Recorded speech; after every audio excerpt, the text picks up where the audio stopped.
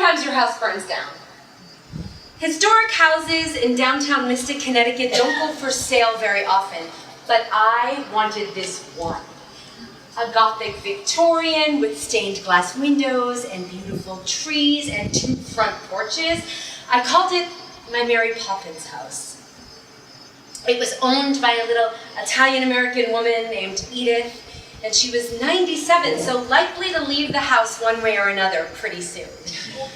But she was scared of selling the house. She'd owned it for 60 years, and she loved this house, and I got it. So I baked biscotti, and I dressed my cute little boo, who was at that time 5 years old, in a little pinafore dress, and we went and we visited Edith. And I held her hands in mine, and I looked her in the eyes, and I said, Edith, I promise I will love your house. And she sold it to me. And while some work was being done on it, I went hiking in Vermont. And as I'm winding down the mountain and the crisp air is there, I get back into cell range, and my phone lights up. 73 messages, never good. Karen, this is Paul the contractor. Give me a call when you can. Please give me a call. Karen, it's Paul again. Please call as soon as you can. And then this message from my mother-in-law. Hi, Karen. It's me. I'm at the house. Why didn't you tell me it was on fire? I had loved Edith's house, but it wasn't enough to keep it from burning to the ground. So it was devastating. House fires don't just smell bad, they smell sad. They smell like ashes and loss, and my perfect Mary Poppins house was gone. And my whole world felt like it was cracking and breaking. But it's really just a house. And it was nothing compared to what was coming next. So a couple of weeks after that, my dog got sick. And I held her in the night sky and brought a blanket out, and I watched her eyes all night. And in the morning, her eyes go gray, and she's gone. And then, a couple of weeks after that, I'm pulling out of a parking lot, and I hear that screech of tires and that crash of glass and thunder as a pickup truck comes through my car on my side. And my L4 and 5 discs slip out of their place in my spine, and my car is gone. And then, a couple of weeks later, my mom tells me that she has pancreatic cancer and 3 weeks to live. So as she's dying, my little daughter, 5 years old, climbs into her hospital bed and holds her and sings, "The sun will come out tomorrow." And she's dressed in that little pinafore dress that she wore when we visited Edith. And then my mom, who is like my best friend for my whole life, is gone. And I think it was Oprah who says, the universe sends you messages, and if you're not listening, it sends them louder. Well, things are getting pretty fucking loud right now for me. And as it turns out, I was not a great listener. At that time, I was in a marriage that maybe wasn't right for me. I knew on some level that that wasn't right for me. I knew that I had married this guy because I had been a single mother, and I thought that I needed the stability of a normal guy in a normal house, in a normal life.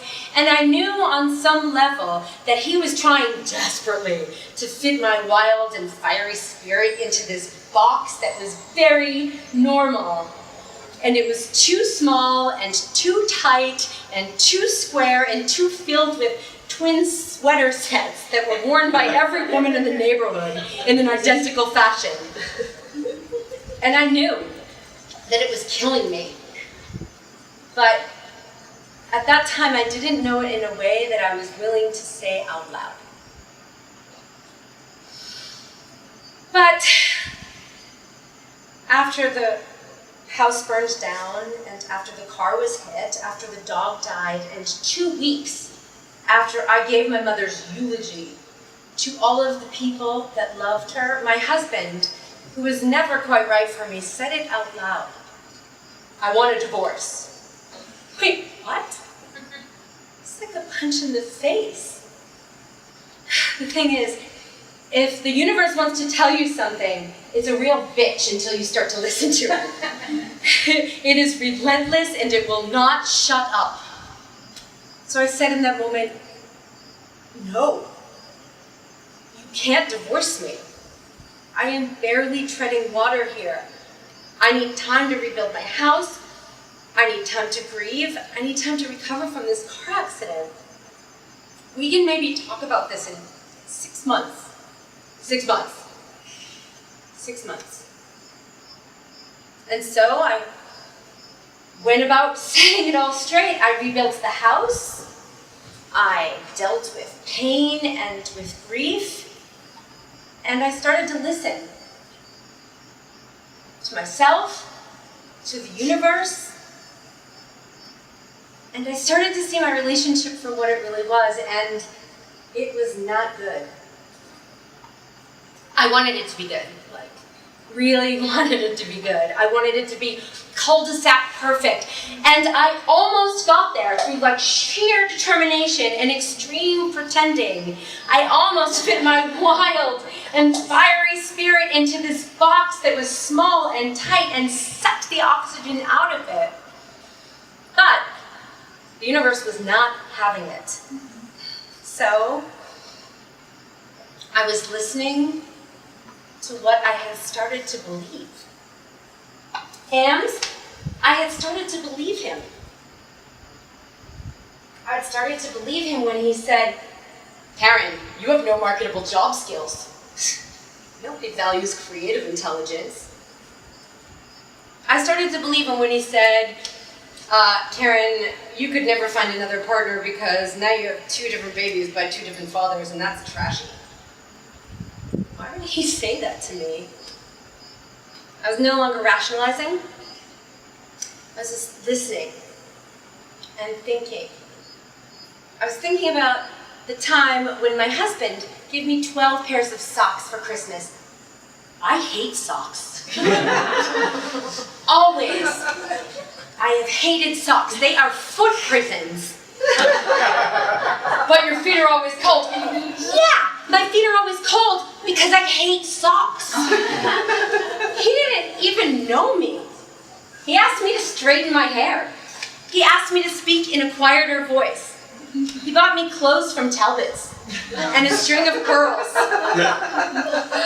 He told me not to talk in public about politics or religion or racism or misogyny or social justice. Not talk about social justice. But how am I going to make it work? I have no marketable job skills. I am terrified. My mother, my dog, my house, my car, my husband, all slipping away. The pillars that I thought I built my life on are gone. And I have 2 small children who are depending on me for everything. I need new pillars, and I don't know how to find them. I am scared and alone, and I feel worthless and powerless. And at that time I started thinking,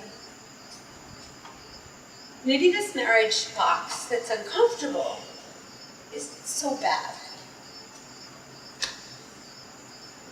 At that time, I was actually working as a freelance writer, but I had been continuously reminded that that wasn't real work. I was also on the board of trustees for an art museum and for a children's museum, and for my church, I was directing 3 different shows in 3 different schools and organizing food pantries, but somehow I had no marketable job skills. At that time, because of my various roles in the community, I was invited to go on a leadership conference. It was a week in Cape Cod, Massachusetts, and it was beautiful and exhilarating. It was like working hard all day, and then at night I would go down to the beach and I would swim out as far as I could, and I would just look at the stars and float. It was restorative. One day, with my new best friends in my leadership conference, I admitted that my marriage was in trouble, and that I needed to find a way to support myself and my 2 children, and also that I didn't have any marketable job skills. And I looked around at all of my friends, and their jaws were dropped. Karen, you just delegated work for 15 people, made them all feel good about their contributions, choreographed a skit for everybody, and wrote a children's book in 10 minutes, and it is not 9 in the morning yet. Who told you you have no marketable job skills, and why did you believe them? Well, I knew who had told me I had no marketable job skills, but why had I believed it? That was harder. Why had I ever tried to fit in that box that was clearly never meant for me, that actually didn't even have enough air holes so that I could breathe in fully and breathe out my awesome? How had I ever let anybody tell me that my contributions were anything less than amazing? I don't know. But I knew in that moment that outside of that box was likely to be anything but normal. And it was likely to be very difficult to get there. But I knew that that was where I had to be. When I returned from the leadership conference, it had been about 6 months since my mom had died. 6 months. And my husband was less than happy that I had been gone for a week, and he wanted to have the scheduled divorce talk. I still want a divorce. Okay. Wait, what? The thing about truth is, it has a way of making itself known. And now that I was listening, really, really listening, the truth is, I have options. And also, mad job skills. And guess what? They're also pretty good life skills. Determination and strength and self-advocacy. I'd had those all along. So sometimes your house burns down. And when it does, it's up to you to rebuild it.